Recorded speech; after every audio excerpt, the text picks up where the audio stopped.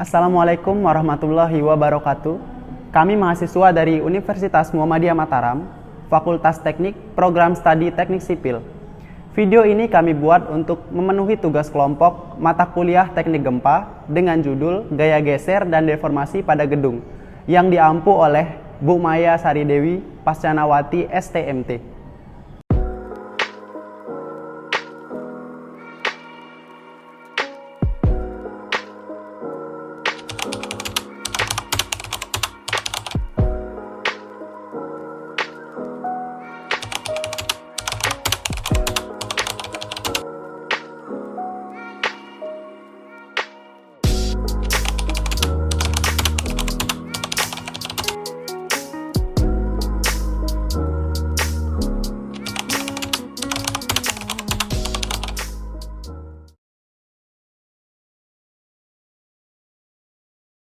Kami akan membahas tentang gaya geser dan deformasi pada gedung. Adapun pembahasan yaitu yang pertama, gaya geser, kedua, deformasi pada gedung, ketiga, gaya geser dasar seismik. Material struktur adalah bahan yang digunakan untuk menopang beban konstruksi. Material struktur pada suatu bangunan digunakan untuk menahan gaya-gaya struktural yang ada. Adapun gaya-gaya struktural yang terjadi pada material struktur antara lain gaya tarik, gaya tekan, gaya geser, gaya tekuk, dan gaya punter. Pada kesempatan kali ini, saya akan membahas mengenai gaya geser. Adapun penjelasan tentang gaya geser adalah gaya geser atau shear adalah keadaan gaya yang berkaitan dengan aksi gaya-gaya berlawanan arah yang menyebabkan satu bagian struktur tergelincir terhadap bagian di dekatnya. Gaya geser umumnya terjadi pada balok. Jika suatu material struktur tidak dapat menahan gaya geser tersebut, maka elemen akan mengalami suatu keretakan. Pengaruh gempa pada struktur bangunan biasanya dimodelkan dengan terjadi gaya geser yang bekerja dan mengakibatkan deformasi pada bangunan. Besarnya gempa yang bekerja sangat mempengaruhi gaya geser yang terjadi pada struktur bangunan. Apalagi jika struktur bangunan memiliki kekakuan kolom yang besar. Untuk mengatasi hal tersebut, beberapa elemen dari sebuah struktur harus didesain sedemikian rupa sehingga mampu menahan gaya-gaya lateral atau beban gempa yang terjadi. Ada beberapa cara yang dapat dilakukan antara lain. Yang pertama, pemasangan dinding geser atau shear wall pada struktur. Dinding geser adalah struktur vertikal yang digunakan pada bangunan tingkat tinggi yang dimana fungsi utama dari dinding geser adalah menahan beban-beban lateral seperti gaya gempa dan angin. Dengan adanya dinding geser pada suatu bangunan, sebagian besar beban gempa akan terserap oleh dinding geser tersebut. Jenis-jenis dinding geser atau shear wall adalah sebagai berikut, yaitu yang pertama, bearing wall.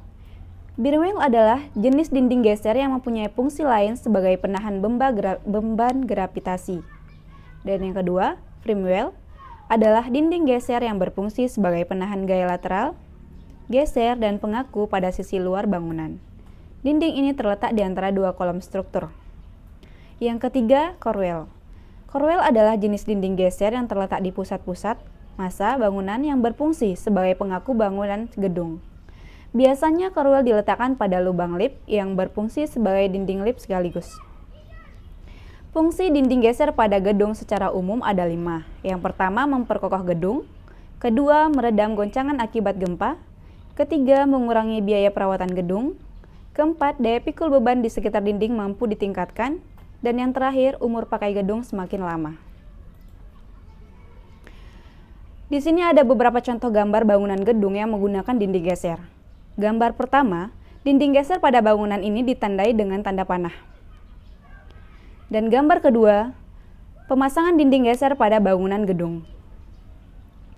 Dan gambar ketiga, dinding geser terletak pada warna biru. Jika terlihat tanpa atas, bisa dilihat dari denah ini.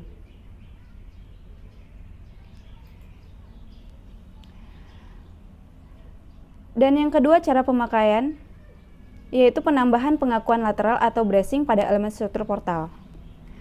Bracing adalah struktur menerima beban yang timbul pada suatu bangunan, antara lain sebab hidup, beban angin, bahkan berat sendiri bangunan, termasuk yang berasal dari konstruksi atap. Maka dengan adanya bracing, beban-beban tersebut lebih cepat tersalurkan ke pondasi, sehingga suatu bangunan tetap kuat dan kokoh.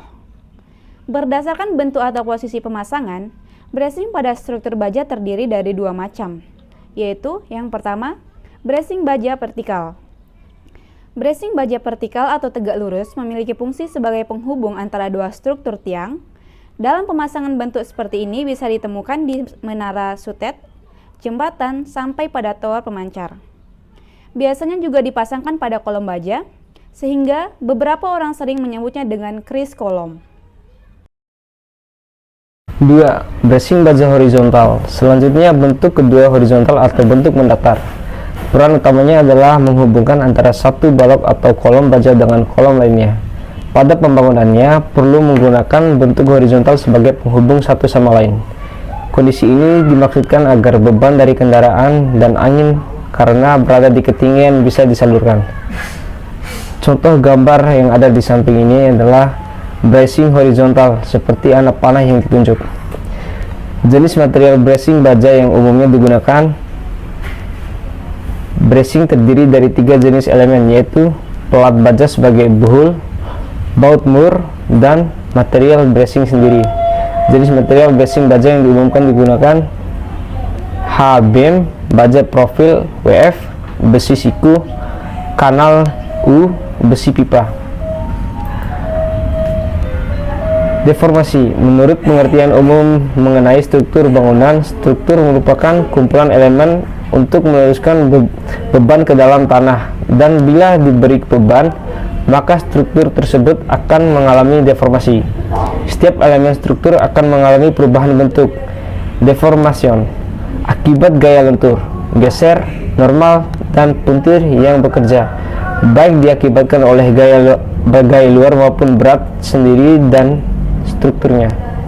Deformasi pada gedung merupakan perubahan bentuk, dimensi dan posisi dari suatu materi, baik merupakan bagian dari alam ataupun buatan manusia dalam skala waktu dan ruang.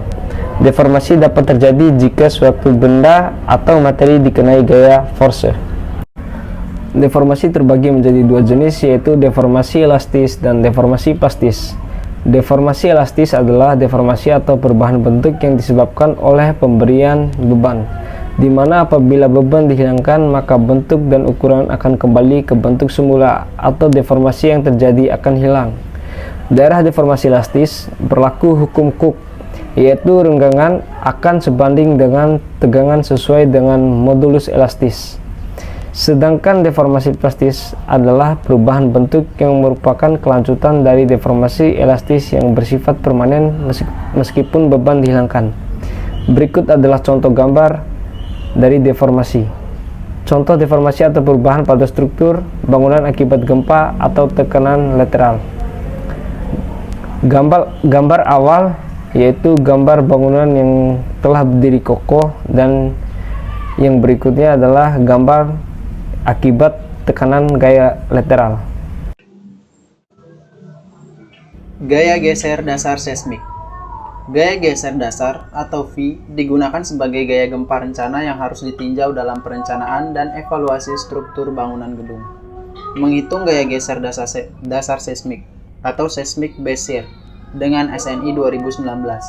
Pokok pembahasan yang akan dibahas yaitu ada 3. Yang pertama, pemilihan sistem struktur, kemudian prosedur analisis beban lateral, dan yang ketiga, gaya geser dasar seismik.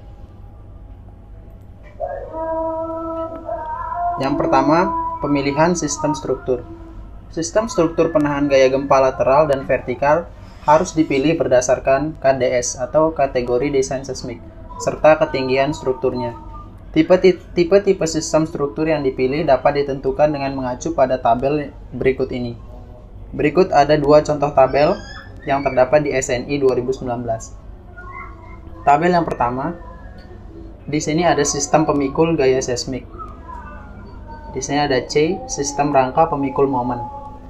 Bagian-bagiannya yaitu pertama, rangka baja pemikul momen khusus, kemudian rangka batang baja pemikul momen khusus, kemudian rangka baja pemikul momen menengah, rangka beton bertulang, dan seterusnya sampai ke poin yang nomor 12.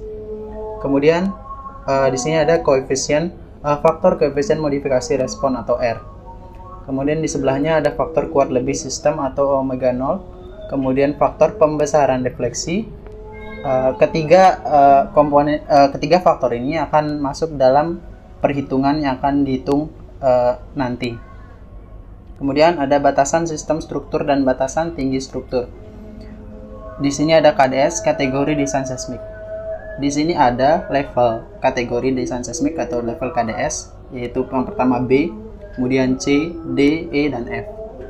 Di bawah sini ada notasi TB, ada TI, dan ada angka. Untuk notasi TB berarti tidak dibatasi, seperti keterangan yang ada di bawah ini. Kemudian TI artinya tidak diizinkan. Kemudian untuk yang angka, itu merupakan batasan tinggi struktur.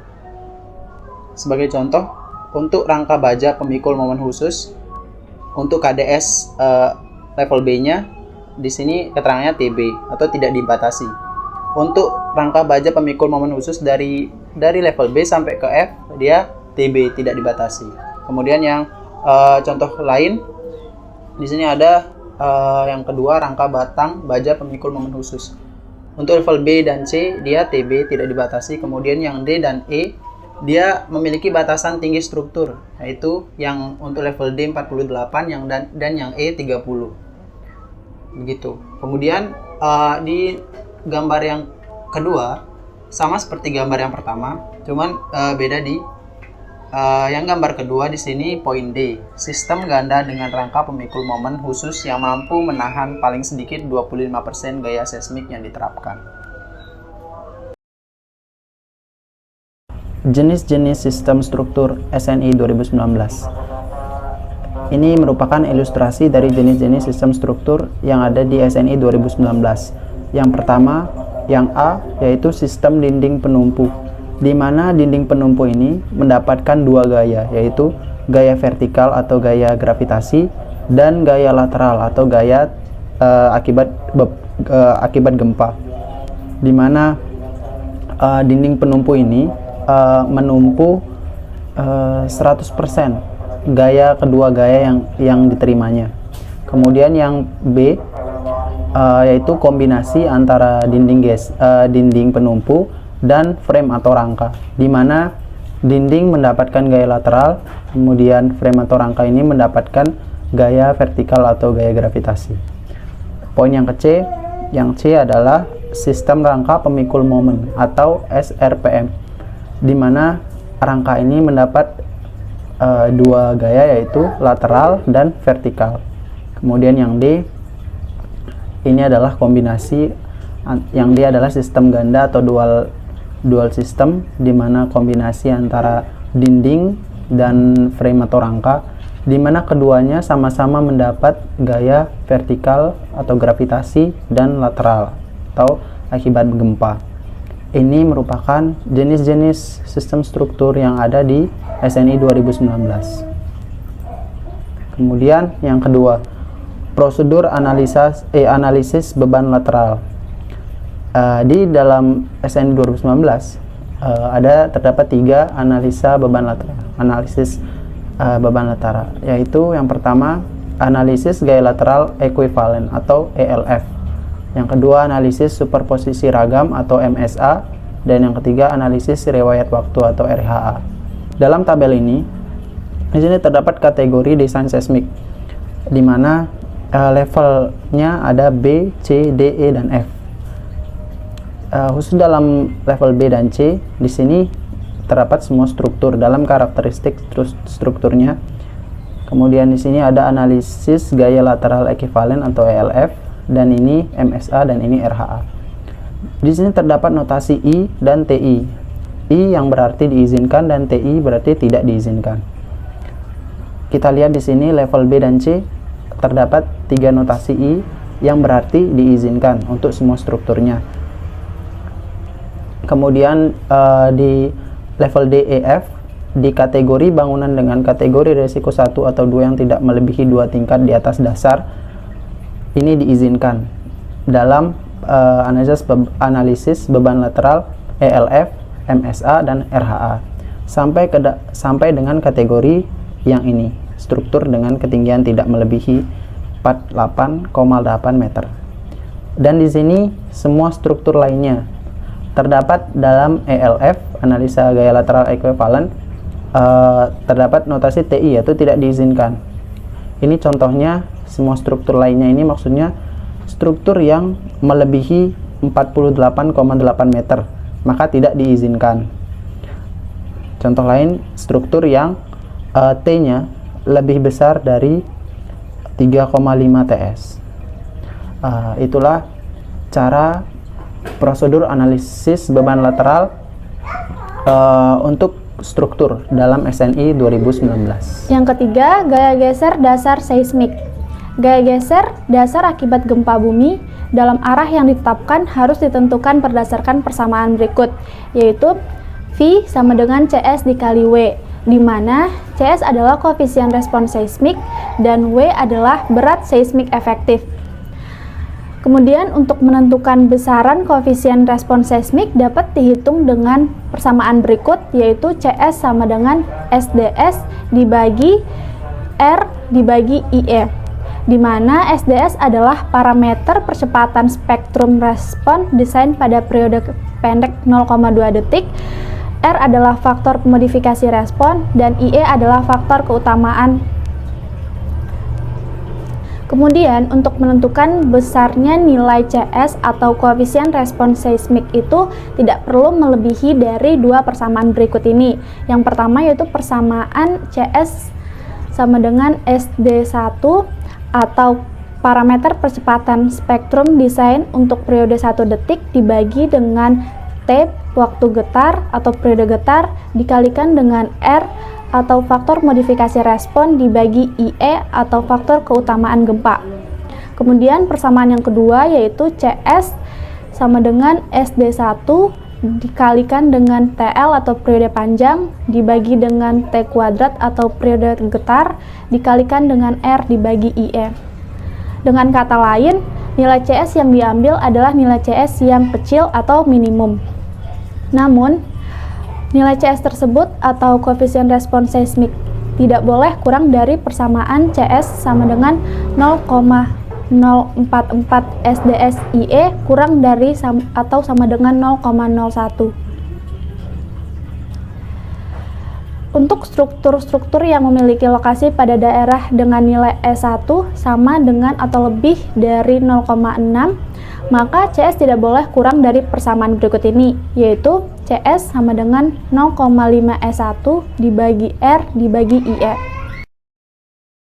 Kemudian contoh soal, suatu gedung mall dari struktur baja 15 lantai yang berlokasi di Jakarta dengan jenis Special Moment Resisting Frame atau SMRF dengan ketentuan sebagai berikut, yaitu lokasi di Jakarta, kemudian SDS atau parameter percepatan spektrum desain untuk periode pendek sebesar 0,67, kemudian SD1 atau parameter percepatan spektrum desain untuk periode 1 detik sebesar 0,64, di mana nilai ini didapati dari hasil analisis perhitungan respons spektrum desain yang kemudian datanya itu diambil dari website Puskim PU.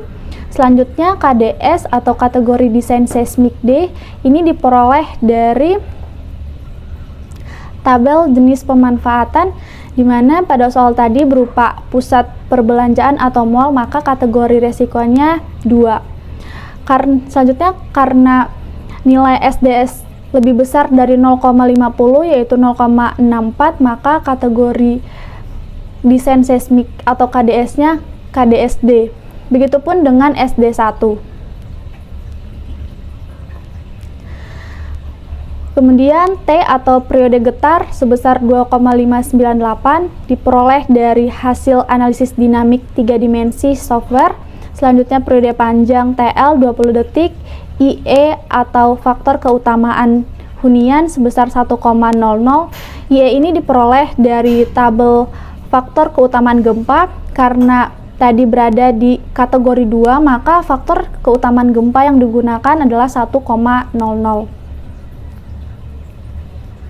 Kemudian R atau faktor modifikasi respon sebesar 8,00, W atau berat seismik efektif sebesar 7.200 kN.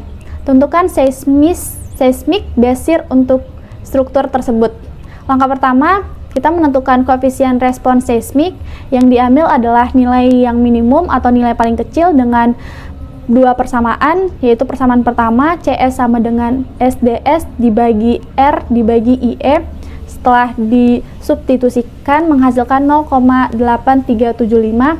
Kemudian menggunakan persamaan yang kedua, yaitu CS sama dengan SD1 dibagi T dikalikan R dibagi IE dan menghasilkan 0,0308. Maka nilai CS yang kita pilih adalah nilai CS yang minimum sebesar 0,0308. Nah, selanjutnya nilai CS yang kita peroleh, yang kita pilih tadi tidak boleh kurang dari persamaan CS sama dengan 0,044 SDS IE dengan hasil 0,0298. Maka nilai CS tadi yang kita pilih tidak kurang dari hasil persamaan ini.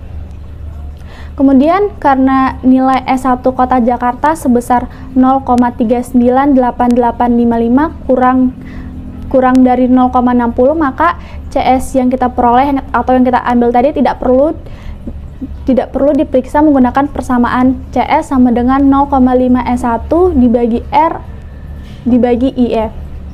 Selanjutnya setelah kita udah menemukan nilai CS, kita bisa menghitung nilai gaya geser gempa atau BESIR dengan persamaan V sama dengan CS dikalikan dengan W. Setelah disubstitusikan menghasilkan 221,76 kN. Maka hasil dari nilai gaya geser gempa atau BESIR pada gedung 15 lantai adalah 221,76 kN.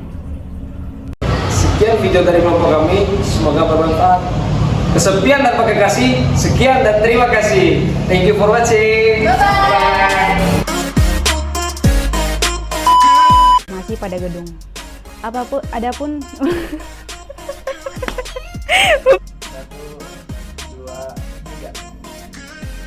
Yang kedua, dressing baja horizontal. Selanjutnya bentuk Vertikal, pure atau lupa. kesepian dan pakai kasih. Thank you for watching. Udah guys.